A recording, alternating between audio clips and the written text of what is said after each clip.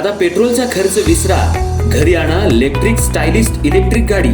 100% भारतीय बनावटीची electrics EV electric गाडी आता उपलब्ध। 5 वर्षांची वॉरंटी, आकर्षक कलर्स आणि स्पोर्ट्स डिझाइन। एकदा चार्ज करा आणि 100 ते 140 किलोमीटर पर्यंत रेंज। अत्याधुनिक सर्व्हिस सुविधा, लोन सुविधा सुद्धा उपलब्ध।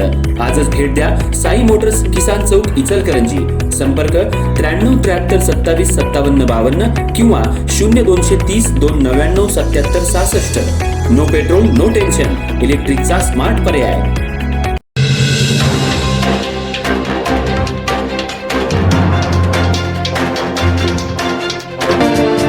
इचलकरंजी शहरामध्ये शिक्षण क्षेत्रात खासगी क्लासेसचं वाढतं जाळं आता चर्चेचा विषय ठरू लागले।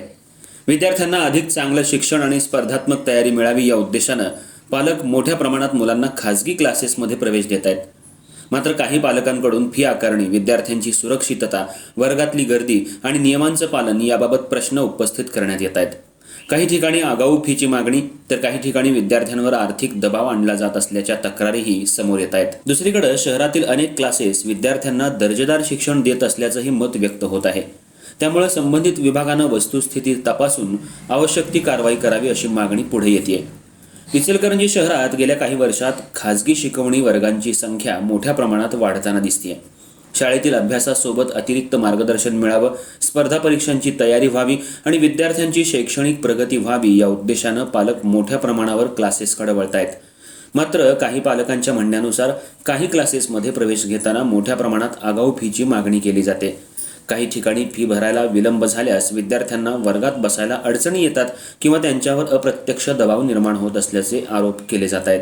त्यामुळे विद्यार्थ्यांच्या मानसिकतेवरही परिणाम होऊ शकतो अशी चिंता पालक व्यक्त करतायत। याशिवाय एका वर्गात मोठ्या प्रमाणावर विद्यार्थ्यांना बसवलं जात असल्यानं प्रत्येक विद्यार्थ्याला योग्य लक्ष मिळतं का असाही प्रश्न उपस्थित होतोय।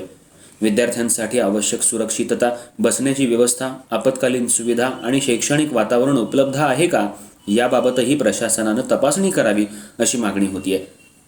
काही नागरिकांनी असेही प्रश्न उपस्थित केलेत की शिकवणी घेणाऱ्या सर्व शिक्षकांकडे आवश्यक पात्रता, प्रशिक्षण किंवा अधिकृत कागदपत्र आहेत का याची पडताळणी केली जाते का? मात्र या संदर्भातल्या आरोपांची अधिकृत पुष्टी अद्याप झालेली नाही। दुसरीकडे शहरातील अनेक खासगी क्लासेस विद्यार्थ्यांना दर्जेदार शिक्षण, उत्तम निकाल आणि शैक्षणिक मार्गदर्शन देत असल्याचंही पालक सांगतात।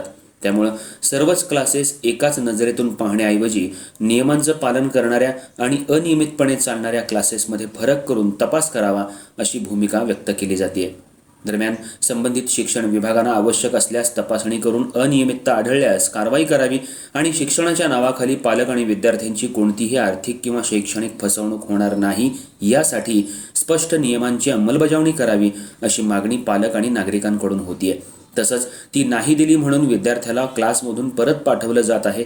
त्यामुळे विद्यार्थ्यांच्या मनावर विपरीत परिणाम झालाय। विद्यार्थी सध्या चिंतेत आहेत। एक दिवस फी नाही दिली म्हणून क्लासमधून परत पाठवणं हे त्या शिक्षकाला शोभतं का? काही शिक्षकांनी मुलांना घडवण्यासाठी आयुष्य घालवलं, पण काही शिक्षक पैसा गोळा करण्याच्या मार्गावरच आहेत। पहिला पैसे मग शिक्षण असा धंदाच सध्या शिक्षण विभागात सुरू आहे। खाजगी क्लासेसच्या नावाखाली चालणारा गोरखधंदा, पालकांची लयलूट केली जाते। त्यामुळे अशा खाजगी क्लासेस चालकांवर काय कारवाई होणार असा सवाल सध्या निर्माण झालाय। अशा खाजगी क्लासेसवरून कारवाई करण्याची मागणी सध्या जोर धरू लागली आहे।